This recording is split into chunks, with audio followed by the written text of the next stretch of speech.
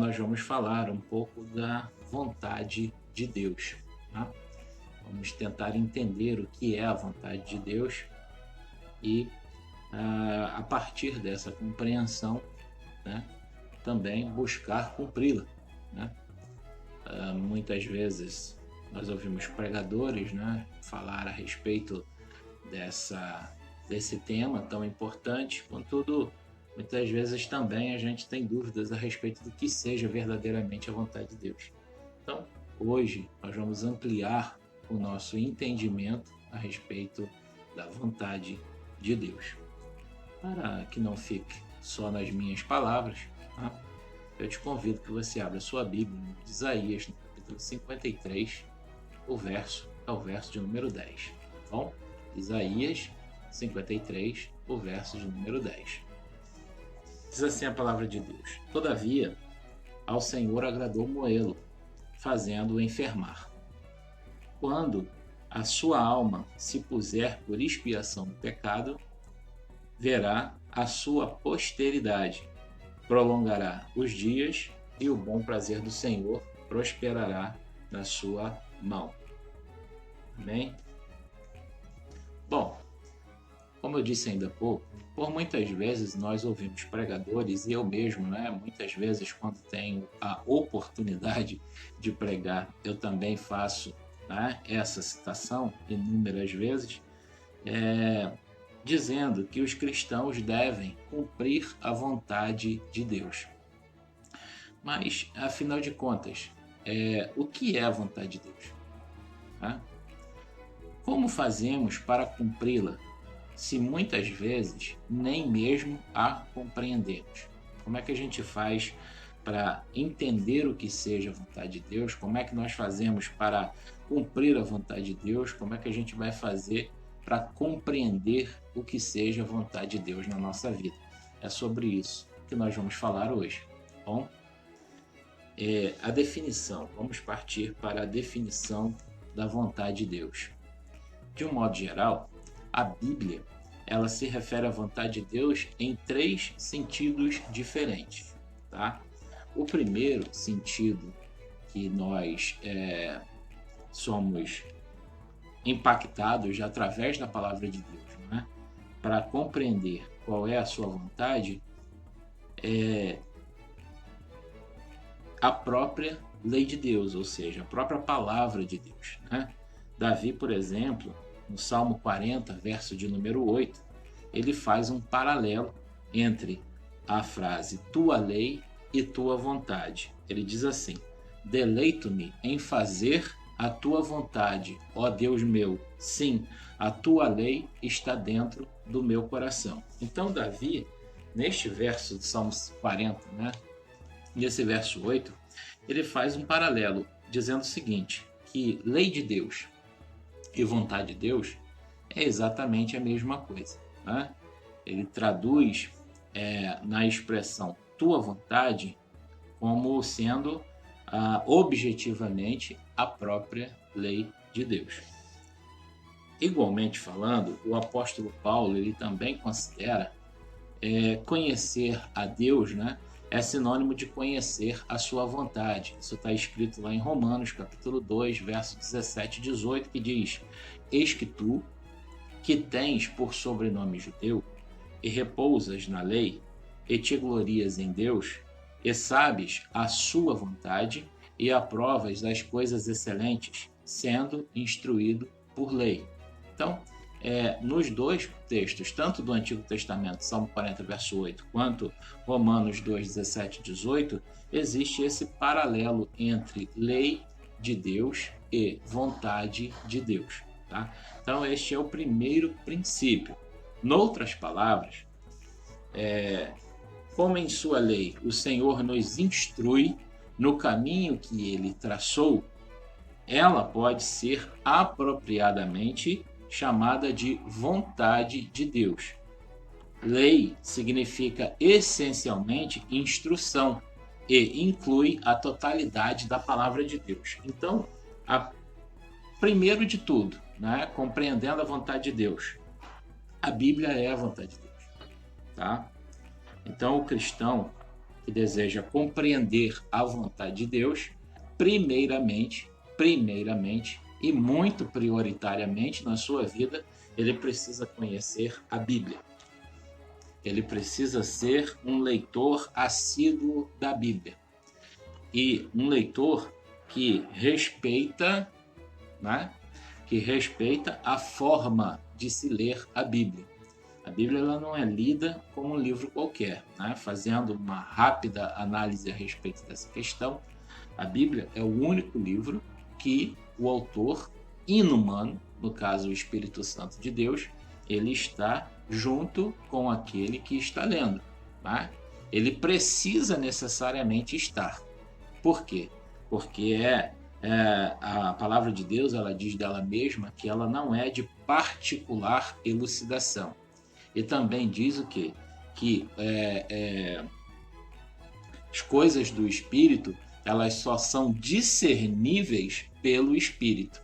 E como a palavra de Deus, ela necessariamente é um livro, tá? Que foi co-escrito, né? O autor humano foi usado pelo Espírito Santo, nós precisamos do autor inumano, no caso o Espírito Santo, para compreender verdadeira e profundamente a sua palavra. Então, a leitura da Bíblia, ela só se dá e a sua compreensão, ela é exigida, né? É exigível a cada cristão que busque em oração a presença do Espírito Santo de Deus e o peça para que ele contribua nessa leitura, para que a pessoa consiga compreender as verdades espirituais contidas nela, tá bom? Em um segundo momento, nós devemos entender o seguinte, né? Também é empregada a expressão vontade de Deus para designar qualquer coisa que ele explicitamente quer, né? Aquilo que Deus exatamente quer, aquilo que ele quer de forma explícita e ele fala abertamente. Pode ser corretamente designado como perfeita vontade de Deus, né? E a vontade revelada de Deus, pelo menos do ponto de vista da salvação, é que todos sejam salvos. Está escrito em 1 Timóteo, capítulo 2, verso de número 4, e 2 Pedro, capítulo 3, verso de número 9, o seguinte: que quer que todos os homens se salvem e venham ao conhecimento da verdade. Está escrito em 1 Timóteo, capítulo 2, o verso de número 4. E 2 Pedro, capítulo 3, verso de número 9, diz: o Senhor não retarda a sua promessa, ainda que alguns a tenham por tardia, mas é longânimo para convosco, não querendo que alguns se percam, senão que todos venham a arrepender-se. Então, e no verso em João 6,39 está escrito, né? E a vontade do Pai que me enviou é esta, que nenhum de todos aqueles que me deu se perca, mas que o ressuscite no último dia. Então a combinação, né, de todos esses versos que nós acabamos de citar, ele representa necessariamente dizer que a vontade perfeita de Deus, ela quer, né, que todos sejam salvos. Contudo, a gente sabe, né, que nem todos vão ser, né? Há um trecho da palavra de Deus que diz claramente, né, que é exatamente isso, né, que diz que muitos são chamados, mas poucos escolhidos. Então, neste sentido, a perfeita vontade de Deus é que todos se salvem, mas isso não exclui, né, aquilo que diz respeito à salvação, no que tange a salvação de todos, né? Não quer dizer necessariamente que todos efetivamente serão salvos, tá bom?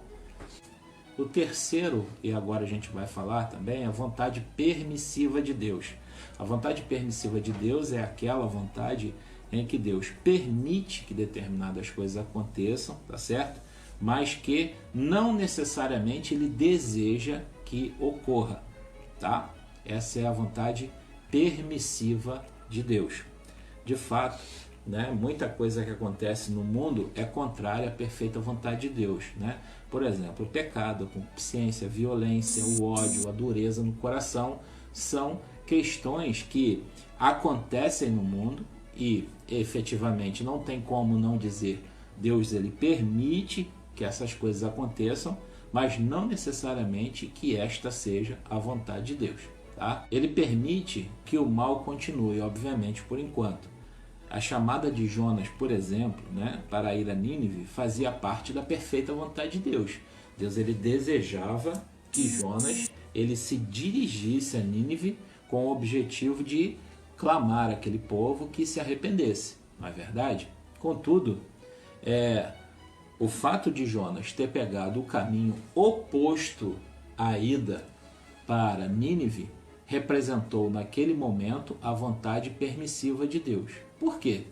Ora, é simples. Deus, com todo o poder, da mesma maneira como ele permitiu ou mandou que um animal lá, né, de grande porte, fala ali do grande peixe, ou engolisse, levasse lá, permanecesse no fundo do mar por 3 dias, ele da mesma maneira, ele poderia, pela sua vontade diretiva, ao invés de fazer com que Jonas ficasse 3 dias, né, afastado, que ele fosse levado imediatamente para lá. Da mesma maneira como Deus ele manda o redemoinho para buscar Elias, ou como ele transladou Enoque lá no livro de Gênesis. Então, a vontade, nesse caso, que foi aplicada, foi a vontade permissiva. Deus permitiu que ele fosse pelo caminho oposto e desenrolou todas as questões até chegar o momento em que ele foi lançado na praia em Nínive. Além disso, a decisão de muitas pessoas permanecerem sem salvação é permitida por Deus. Por quê? Não é desejo de Deus que todos se salvem? Se Deus ele obrigasse salvação a todas as pessoas, não importava o sentimento da pessoa de querer ou não querer. Não importaria. Simplesmente Deus ele operaria na pessoa como um todo para que ela corresse para a salvação, já que ele tem o desejo que todos se salvem. Mas existe a vontade permissiva de Deus, tá bom? Então, ele não impõe a fé aos que recusam a salvação mediante seu Filho. Aí entra uma questão. Uma pessoa pode recusar ser salvo? Né? Eu não estou falando aqui a respeito de livre-arbítrio, e aí a gente teria que fazer um outro estudo para falar de livre-arbítrio. A gente até vai fazer, mas mais adiante. Falar de livre-arbítrio agora não me parece ser muito saudável no momento, ainda mais falando a respeito de vontade de Deus. Mas em outro momento a gente vai comentar sobre arbítrio, sobre livre-arbítrio, ou se existe ou não existe arbítrio, e aí a gente vai entender com mais clareza a respeito disso, tá? Se restou dúvida aqui, anote sua dúvida e aí a gente, quando for falar de arbítrio, a gente vai comentar a respeito disso, tá bom? Como eu disse, ele não impõe a fé aos que recusam a salvação mediante seu Filho. Semelhantemente, tá bom? Muitas aflições e males que nos acometem são permitidos por Deus. Aí eu vou fazer aqui citação de 2 versículos, né? 1 Pedro, capítulo 3, verso de número 17. Porque melhor é que padeçais fazendo o bem, se a vontade de Deus assim o quer, do que fazendo o mal. Poxa, você está fazendo o bem, né? Você está fazendo o bem. Você já está em Cristo, já é nova criatura, né? Você adora ao Senhor em espírito e em verdade. Você louva o Senhor, né, com um louvor genuíno. Mas mesmo assim você sofre. E aí Jesus ele vai dizer, no mundo tereis aflições, mas tende bom ânimo, eu venci o mundo.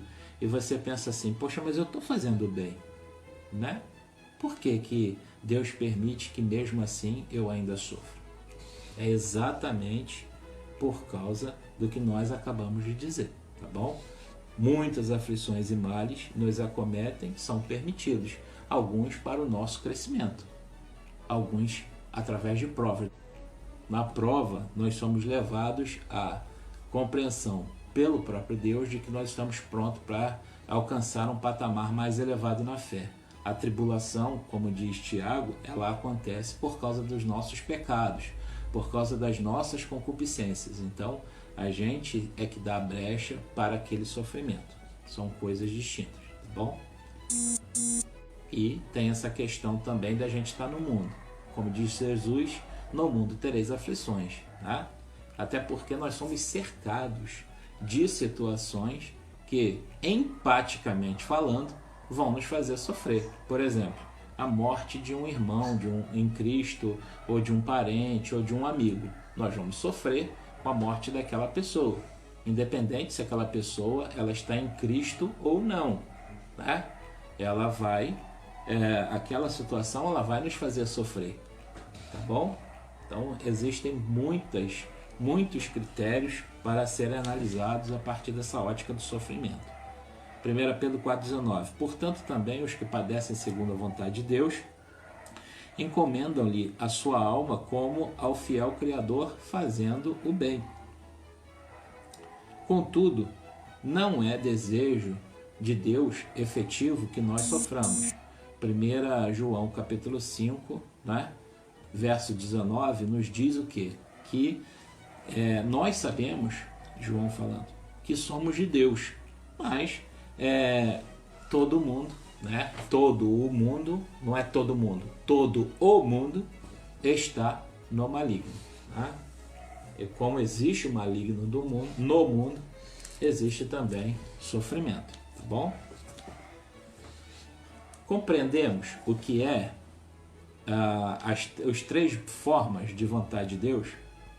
A vontade expressa na sua palavra, né? A lei de Deus, a vontade diretiva de Deus, que é a perfeita vontade de Deus, e a vontade permissiva de Deus, ok? Essas três.